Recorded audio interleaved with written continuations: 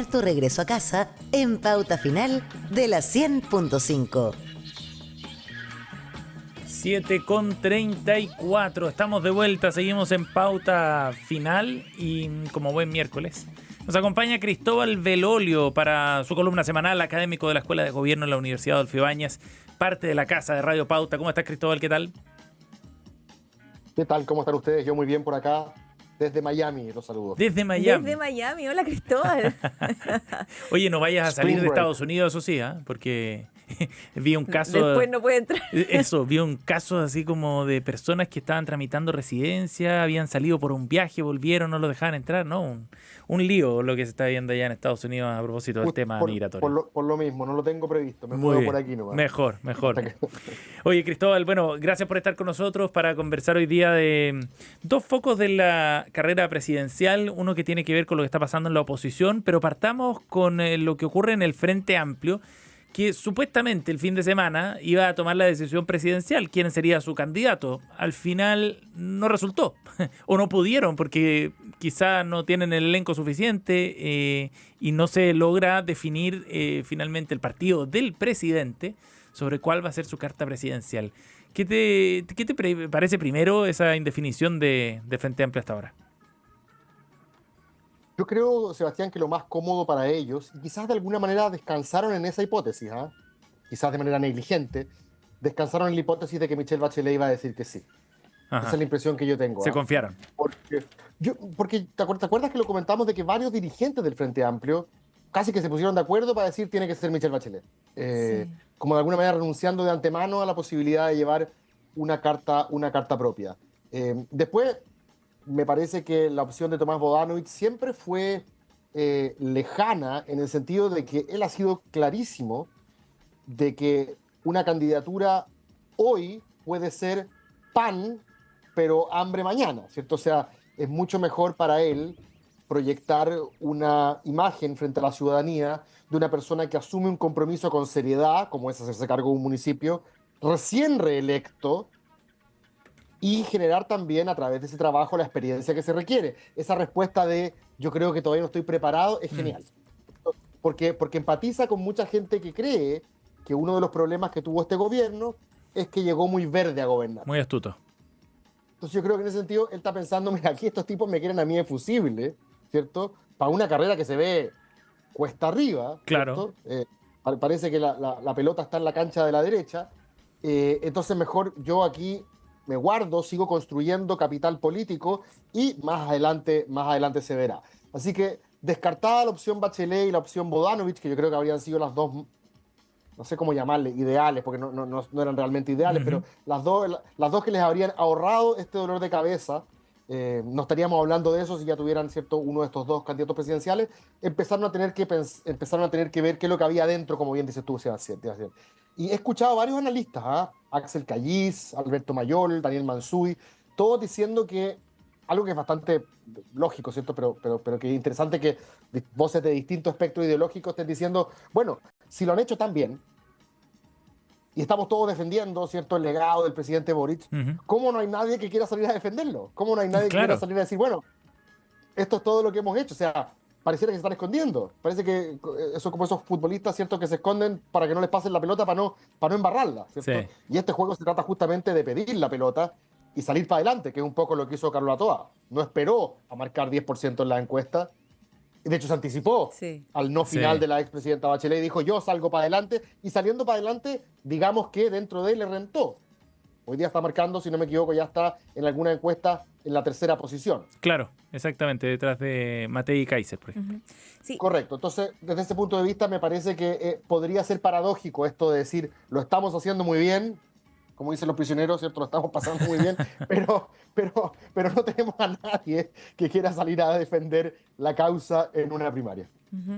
Perdón, Cecilia. Cristóbal, sí. Hablábamos nosotros y lo dijo también la presidenta del Frente Amplio, Constanza Martínez, hablábamos nosotros con Camila Miranda y ellos planteaban una frase, ¿no?, que es esta flexibilidad táctica, como orientador de su caminar hacia adelante, hacia la carrera presidencial. Pero mi duda tiene que ver... Me recuerda a la colaboración crítica. Entonces, Siempre hay conceptos así muy útiles, sofisticados. Las presidenciales siempre dejan conceptos interesantes. Oye, lo que pasa es que no recuerdo ahora quién la escribió, pero hace un par de semanas apareció una columna que hablaba acerca de el comportamiento que ha tenido tradicionalmente el Frente Amplio, desde incluso antes de ser el Frente Amplio, de ser un partido, de ser un movimiento consolidado, y que tiene que ver con, en la práctica, crecer y empoderarse al alero de poder emplazar al otro.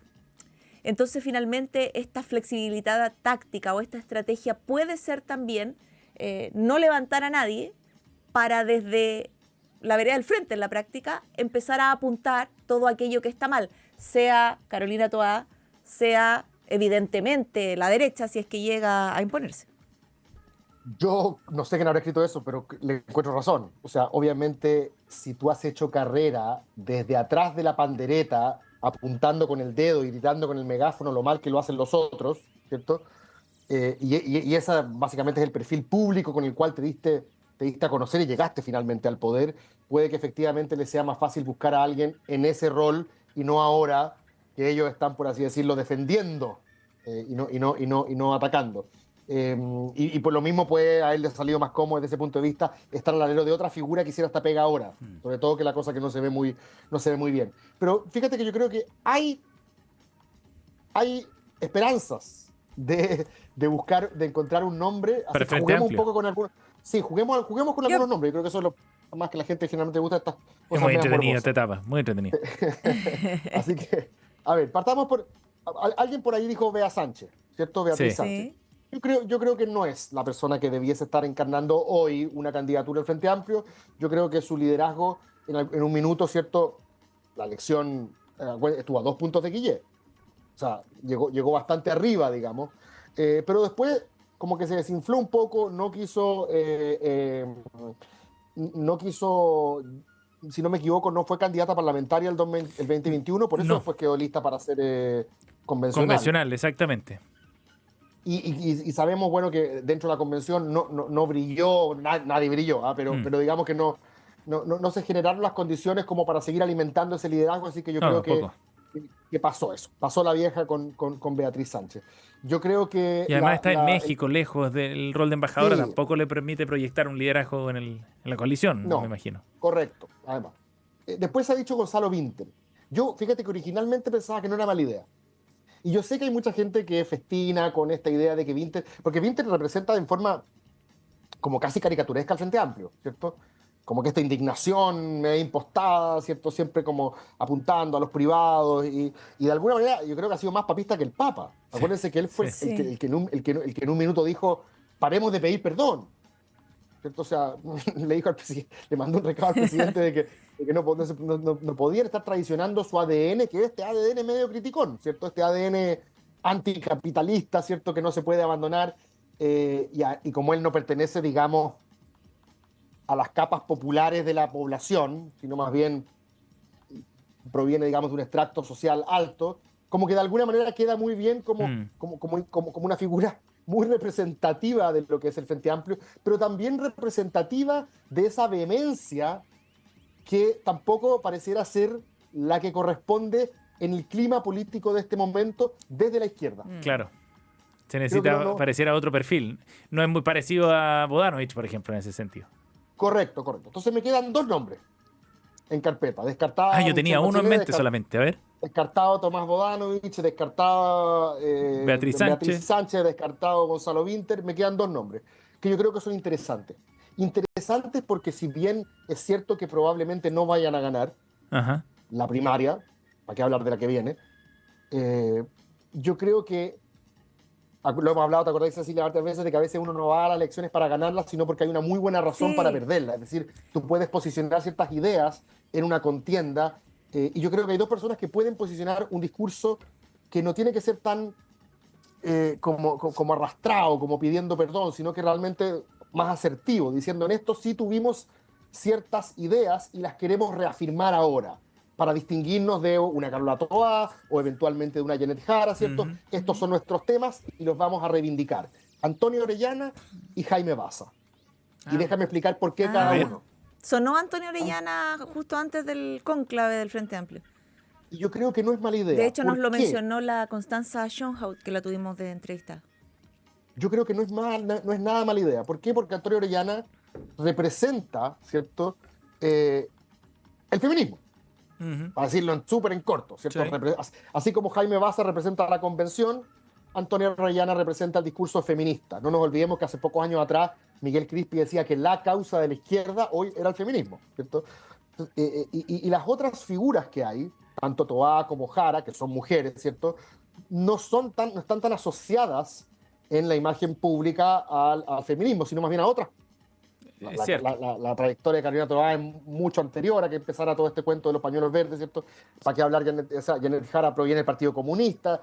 O sea, más que el clivaje de género, es el clivaje de clase el relevante ahí, y sus batallas más relevantes han estado en lo laboral. Por lo tanto, Antonio Orellana, en cambio, podría decir: esto es todo lo que hemos hecho en este gobierno, que nos han dicho que no somos feministas por el caso Monsalve. Bueno, déjame explicarte por qué sí lo somos, ¿cierto? Le daría la oportunidad al Frente Amplio de conectar especialmente con mujeres jóvenes y de ahí decir, bueno, este sigue siendo un discurso que es nuestro, en el cual no pedimos perdón. Es cierto que en materia de seguridad nos pusimos mano dura, ok. Es cierto que en materia de orden público, de economía, nos pusimos nos pusimos fanáticos. Pero Antonio Orellana nunca va a tener cómo explicar por qué no sacaron a Monsalve apenas supieron de la denuncia de violación. Entonces ahí hay un punto un flanco totalmente, gigante. Totalmente, pero eso también, como esa pregunta cae de cajón, yo sé que tú se la preguntarías si estuvieras ahí sentada en el Anatel, no sé cómo se llama, el debate Archie. Tú se lo preguntarías de cajón, ella tendría esa respuesta preparada de cajón, ¿cierto? Y te explicaría por qué, ¿cierto?, todo lo que ellos han hecho, que más allá de esta cuestión, que es la más digamos, de mayor impacto público, la más efectista, te podría articular por qué este gobierno ha sido, desde ese punto de vista, desde esa agenda, ¿cierto?, ¿cómo se llama?, ha hecho las cosas que originalmente se pensaban, cuáles están en deuda. Es decir, le permitiría al Frente Amplio reconectar con un discurso que yo creo que ninguno de los otros candidatos en competencia puede encarnar con tanta nitidez. Ni Matei, para qué hablar de Kaiser, como el antifeminismo, ¿cierto? Pero ni Matei, ni Toá, ni Jara, ninguno de los que hemos hablado, ni Vlado, Mirosevic, no hay nadie que pueda encarnar mejor este discurso, que lo que hemos visto en los números también, Sebastián, es que mujeres menores de 30 años, ¿cierto? Ahí está ese nicho. Y esa es una buena razón para ir a perder la elección. Muy buen punto, muy buen punto. Vamos ahora a Baza. Es una sorpresa. Que carga con la derrota del... Que carga con la convención. De la convención, del plebiscito. El espíritu octubrista dentro del Frente Amplio, ¿no? Es la derrota más dolorosa para esta generación y a poco andar de este gobierno. Pero al mismo tiempo, como hoy día todos están corriendo de eso, nadie quiere ser el papá de esa guagua, ¿cierto? Sí. El Partido Comunista, Janet Jara no te habla de la convención. Carlos Toá tampoco. No te hablan de la convención, o sea, no son menos relacionados con el estallido social, ni mucho menos. Pero no nos olvidemos de que en la vida primero todo vuelve, lo hemos conversado también otras veces, los que rentan en política son los que les paga la consistencia, no los que andan como veleta tratando de ubicarse donde está la opinión pública. Y creo que defender de alguna manera el ideario del proyecto de la convención, ¿cierto?, que a todo esto sacó un 38%. O sea, hay mucho viudo del apruebo que podría haber en Baza, así como viudos del feminismo que podrían ver en Orellana, ¿cierto?, una buena razón para levantarse y ir a votar, ¿cierto? Que quizás no te genera Carolina Toá, pero claro, sí te la genera Jaime Baza. Fíjate que hay una cosa que no se sabe de Baza, esto no es por defender la convención, ni mucho menos, pero Baza en los primeros meses de la convención era de aquellos que creía, más allá de que se creyeran un poco padres de la patria, y era difícil bajarlos de ese pony. Baza era de los que creía que había que incluir a la derecha y no excluirla originalmente de los grandes acuerdos. Al menos a la derecha, como le gusta decir, a la derecha democrática, a la derecha más moderada. Algunos de ellos incluso olfatearon la posibilidad de quebrar a la derecha. Los Hernán Larraín. Sí, lo recuerdo. Los que tenían que ver para acá, y las Tere Marinovich y las Cubillos para allá, ¿cierto? De Monkever para acá. Correcto, se olfateó. Y sabes que hubo 2 episodios de la convención, ustedes se acordarán, ¿cierto?, que fueron críticos en esto. Uno, cuando se decidió cómo se iban a elegir las vicepresidencias, y el PC, liderado por Barraza, si no me equivoco, Marco Barraza, ¿se llama? Marco Barraza, sí, exministro. Cercano a Janet Jara y a esa tendencia. Y ellos dijeron, no, aquí los vicepresidencias se eligen, ¿cierto?, con votaciones sucesivas, ¿cierto? Votación papal, creo que le llaman. Y Baza, junto con la derecha, Hernán Larraín Mate y otros, dijeron, bueno, no, para que la derecha alcance a tener uno, la votación tiene que ser por patrocinios, es decir, el que alcance a tener 25 votos mete un vicepresidente. Y Baza se jugó con la derecha por la tesis de los patrocinios contra Barraza y el polo de izquierda que se estaba recién articulando. Ajá. Con los pueblos originarios, con los movimientos sociales, con la lista del pueblo. Y después pasó algo parecido con la votación, si no me equivoco, del reglamento, ¿se acuerdan? Si iba a ser por 3/5, por 2/3. Sí. Y en esa última votación, lo que yo entiendo es que Barraza notificó a Baza que esa era la última vez que votaban con la derecha.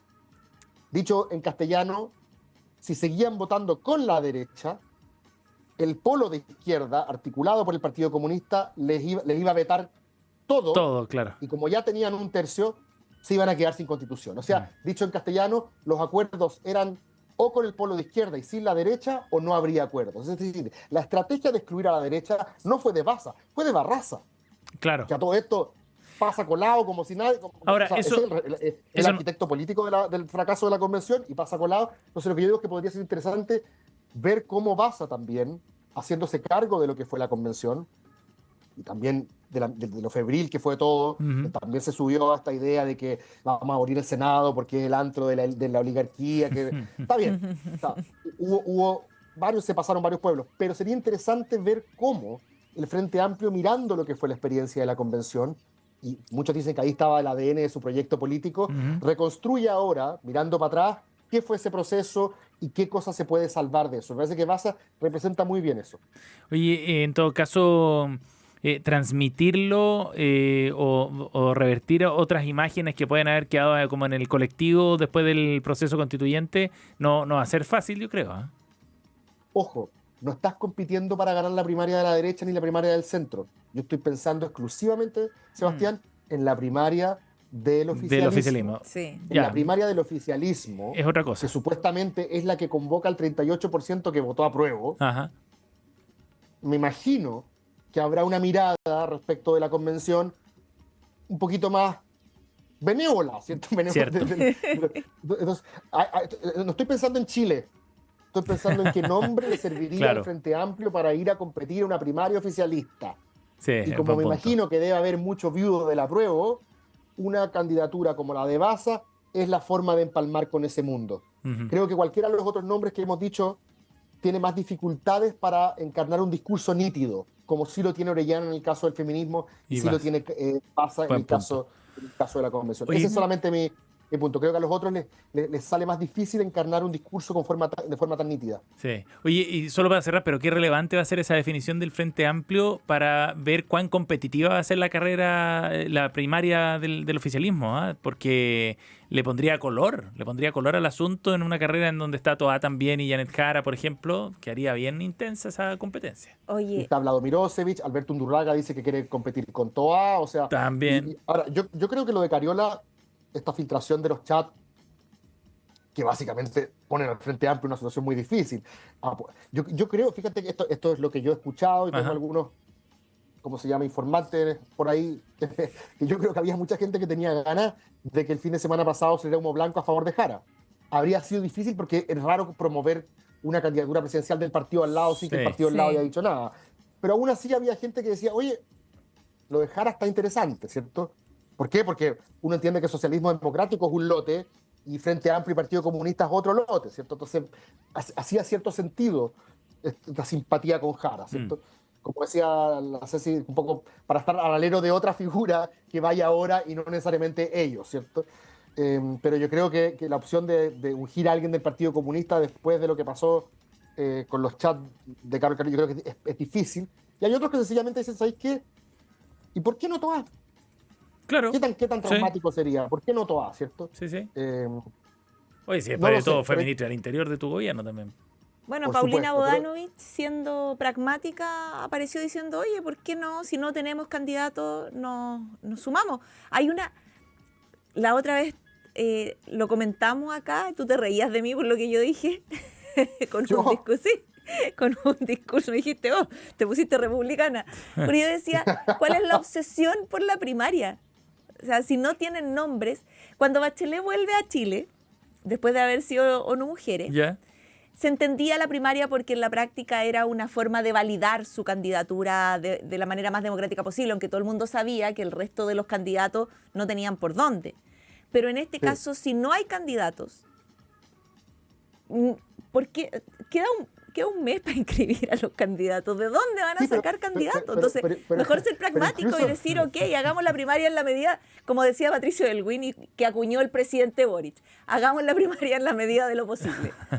Sí, pero incluso en la primaria que tú mencionas de la presidenta Bachelet del 2013, que le ganó a Velasco, Rego y Gómez, cada uno de los que fueron y perdieron con distancia, ¿cierto? Tenía una buena razón para ir, ¿cierto? Velasco estaba articulando un proyecto, llamémoslo de centro liberal, Sí, lo que sea, Ciudadanos. fue el primer paso para eso. Gómez iba representando los colores del Partido Radical, ¿cierto? Y dijo, nosotros tenemos que tener un candidato en la primaria. Sí. Yo creo que el amor propio finalmente es también lo que hace que una tienda joven que acaba de ganar una elección presidencial a la segunda vez que compite, una cuestión bien notable, ¿cierto? Tiene que hacerse cargo de alguna manera y por eso yo partí esta columna, Ceci, y Sebastián, haciendo alusión a esto que había dicho Mayol, Axel Tallis, Mansui, porque creo que tiene cierta lógica, ¿cierto? Si tú estás tan orgulloso de lo que ha hecho tu gobierno, ¿cómo el partido del presidente no tiene a alguien dispuesto a decir, aquí estoy yo para llevar esas banderas? Claro. Y yo creo, fíjate, que Baza quiere, a diferencia de todos los otros que ya han dicho que no, por alguna razón, yo creo que hay algunos que quizás también ven esto, justamente después de la experiencia de la convención, como una manera de resarcirse. Es que Baza quiere ser diputado, Bueno, también le sirve. quiere postular Claro. al Congreso, entonces evidentemente una buena es una razón para estupenda perder en una plataforma primaria primaria. es el Parlamento después. Sí, claro. Muy buena movida, ¿cierto? Cristóbal Así Belolio que ha estado... yo creo que no es para nada descabellado pensar en eso. Yo creo que el Frente Amplio debiese llevar un candidato propio. Vamos a ver qué es lo que pasa la próxima semana. Cristóbal Belolio ha estado con nosotros aquí en Pauta Final.